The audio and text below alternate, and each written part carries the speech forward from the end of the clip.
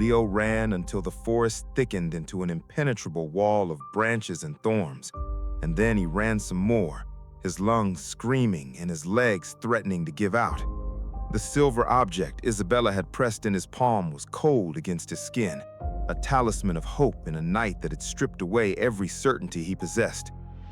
He collapsed behind a fallen log, his body shaking with exhaustion and the raw, jagged edges of betrayal. His mother, the woman he had dreamed of finding for 22 years, was not a victim, but a collaborator.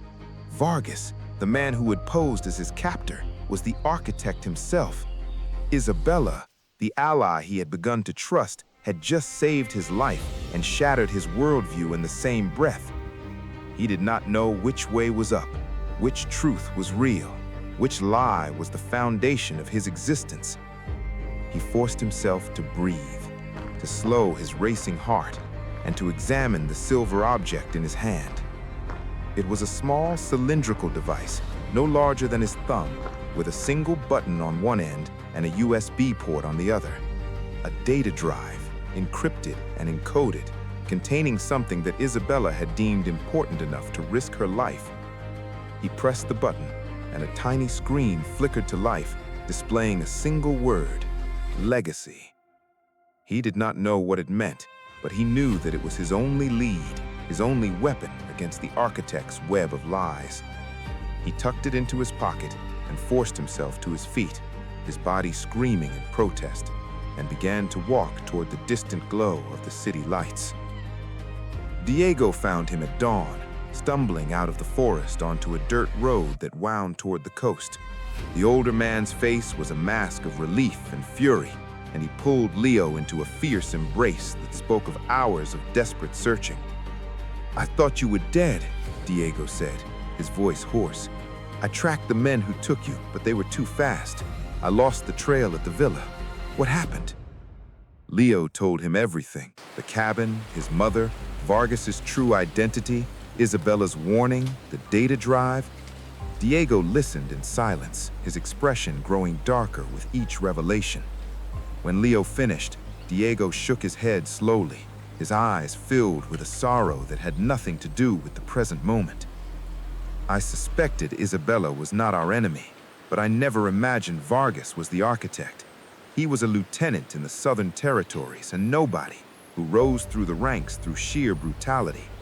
If he has been controlling everything from the shadows, then we have been dancing on strings for decades." He looked at the data drive in Leo's hand, his gaze sharpening.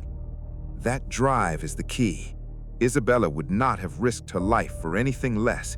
We need to find a computer that can decrypt it, and we need to do it before Vargas realizes you escaped." They drove to a safe house in a coastal town, a nondescript bungalow that Diego had prepared for emergencies. Inside, Leo plugged the drive into a laptop that Diego had sourced from a black market dealer. The drive required a password, and Leo typed in the only word that felt right: Lucia. The screen flickered, and a vast archive of documents, financial records, and communications unfolded before him. It was the architect's entire operation: the Hydra's heads, the network of informants, the shell corporations, and the names of every operative who had ever worked for Vargas. But it also contained something else: a series of messages between Vargas and Leo's mother dating back over a decade. They were not the communications of allies. They were the letters of two people who hated each other with a passion that bordered on obsession. Lucia had been working for Vargas, but she had been working against him at the same time, feeding him false intelligence while secretly documenting his crimes. She was not a collaborator. She was a double agent, and she had been preparing for the moment when Leo would finally find her. The final message, dated just days before Leo's arrival at the village, read, "If my son comes, tell him the truth. I was never his enemy. I was waiting for him to become strong enough to finish what we started. Tell him I love him, and tell him I am sorry." Leo read the message 3 times, his vision blurring with tears. His mother had not betrayed him. She had been playing a game far more dangerous than he had ever imagined, and she had been playing it for him. The relief was overwhelming, but it was quickly replaced by a cold, urgent clarity. His mother was still in Vargas's hands, and if Vargas realized that she had been feeding him false intelligence, her life would be over in an instant. Leo turned to Diego, his voice steady with purpose. "We need to go back. We need to get her out." Diego shook his head, his expression grim. "We cannot storm the cabin. Vargas will have fortified his position, and he will be expecting us. But we have something he does not have, this drive. If we can broadcast its contents to the remaining loyal factions, we can turn them against him. He will be isolated, his allies scattered, and his power crumbled. Then, and only then, can we move against him." Leo understood the logic, but the thought of leaving his mother in that cabin, bound and at the mercy of a man who had killed his father, was unbearable. He paced the room, his mind racing, and then he stopped, a plan forming in the depths of his desperation. "We do not need to storm the cabin. We need to force Vargas to come to us. If we release the contents of this drive to the media, to the law enforcement agencies that have been trying to dismantle La Sombra for years, he will have no choice but to run. And when he runs, he will take my mother with him as a bargaining chip. That is when we will take him."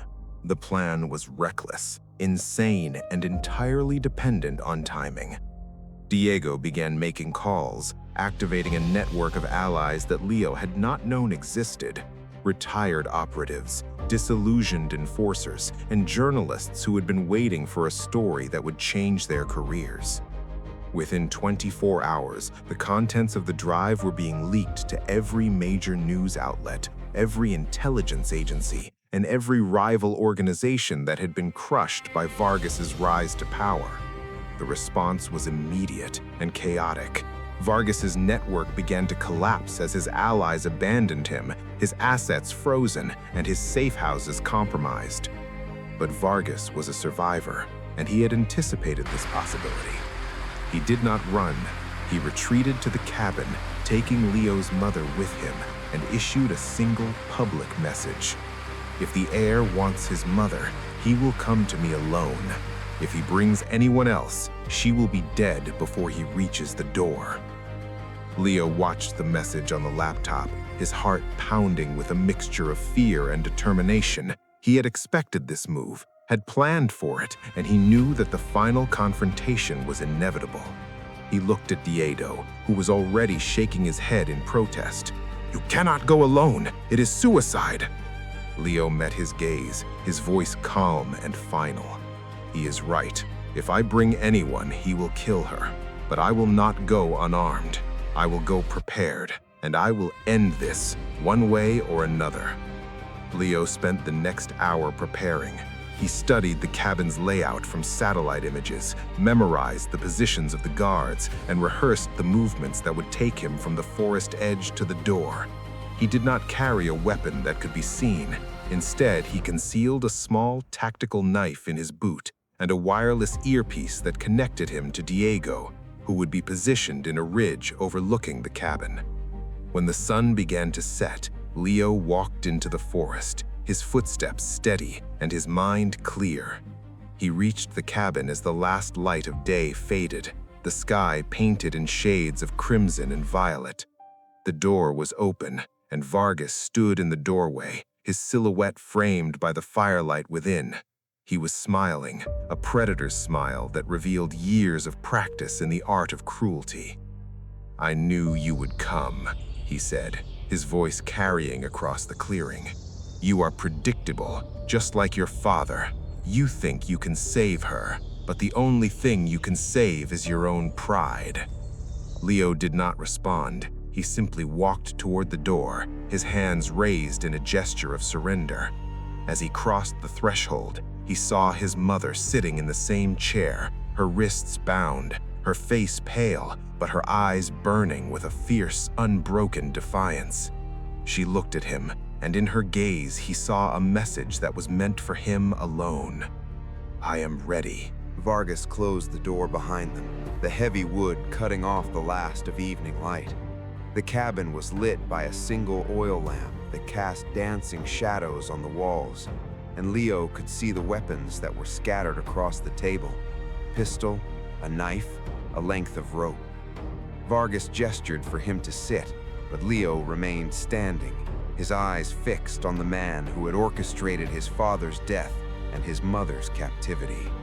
"You have lost," Leo said, his voice steady. "The factions have turned against you. Your assets are frozen, and your network is in ruins. There is nowhere left to run."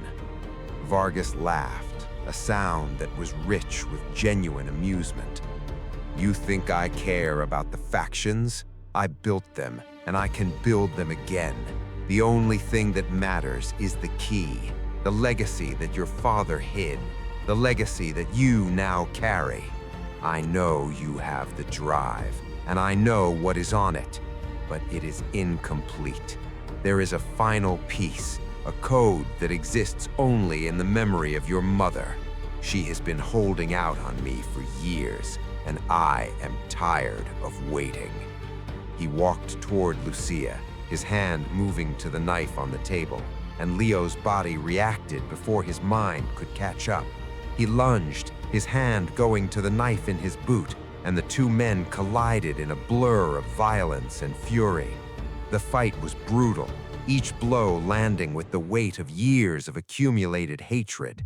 Vargas was stronger, but Leo was faster, and his desperation gave him a ferocity that the older man had not anticipated. The struggle ended with Leo on top, his knife pressed against Vargas's throat, his breath ragged, and his eyes blazing with a cold, righteous fury. "This is for my father," he said, his voice low and dangerous. "And this is for my mother, and for everyone you have destroyed." He pressed the blade harder, and Vargas's eyes widened with a fear that was genuine and primal. But before Leo could deliver the final blow, a shot rang out, and the knife was knocked from his hand by a bullet that grazed his knuckles. He spun around to see Lucia standing behind him, a pistol in her hand, its barrel still smoking. Her face was a mask of sorrow and determination, and she shook her head slowly. "No, Leo. Killing him will not bring your father back, and it will not heal the wounds he has caused. He needs to face justice, not vengeance." Vargas let out a choked laugh, his voice hoarse. "You see, Heir, even your mother knows that I am untouchable. There is no justice for men like me." But Lucia shook her head, her gaze unwavering. "There is justice, and it starts now." She pressed a button on a device in her pocket, and the cabin was suddenly flooded with light and the sound of helicopters overhead. The authorities had arrived, tipped off by Diego, and they had surrounded the cabin within minutes. Vargas's face contorted with rage and disbelief as he realized that his plan had crumbled, that he had been outmaneuvered by the very people he had dismissed as pawns. The paramilitary officers stormed the cabin, their weapons drawn, and Vargas was subdued without resistance. Leo and his mother were led outside, their hands raised, but the officers quickly recognized them as the victims, not the perpetrators. Diego emerged from the chaos, his face a mixture of relief and pride, and he embraced Leo with a strength that belied his age. "You did it," he said, his voice thick with emotion. "You brought down the architect." Leo looked at his mother, who was being tended to by a medic, her wrists being treated and her eyes filled with a sorrow that had finally found release. He walked toward her, his legs feeling like they were made of lead, and knelt beside her. "I am sorry," he said, his voice cracking. "I am sorry for everything. I should have found you sooner. I should have trusted you." Lucia reached out and touched his face, her fingers cool and trembling. "You found me exactly when you were supposed to, Leo. and you did what no one else could. You brought him down. Your father would have been so proud of you." The tears flowed freely now, a catharsis that had been building for over 2 decades. He had spent his life searching for a father he had never known, and a mother he had been told was dead. And now, in the aftermath of the most brutal battle of his life, he had found not just the truth, but himself. The days that followed were a blur of debriefings, legal proceedings, and the slow, painstaking work of dismantling the organization that had consumed his father's life. Leo did not inherit La Sombra. He dissolved it, using the evidence on the drive to expose every crime, every conspiracy, and every face behind the mask. The factions crumbled, the operatives scattered, and the legacy of the architect was reduced to ash. He moved his mother to a small coastal town, far from the shadows of the past, and he visited her every day, listening to her stories about his father, about the man he had been before the power consumed him. He learned that his father was neither a monster nor a martyr, but a flawed man who had tried to do the right thing in a world that rewarded the wrong. He learned that Lucia loved him fiercely, and that she had carried the guilt of leaving him for 22 years, believing that it was the only way to keep him safe. He learned to forgive her, and he learned to forgive himself. The war was over, but the peace was fragile, and Leo knew that he would always carry the scars of the battle. He stood on the balcony of his small apartment, watching the sun set over the ocean, and he thought about the path that had led him here, the library, the envelope, the trial, the betrayals, and the final brutal reckoning. He had been a student, a pawn, a puppet, and a king, but in the end, he was just a man who had chosen to fight for the people he loved. He looked at the photograph on his desk, the one of his father and mother, and for the first time in his life, he smiled without the weight of the past pressing down on him. The heir of the Silent Mafia was finally free, and the silence had been replaced by a future that was his to shape.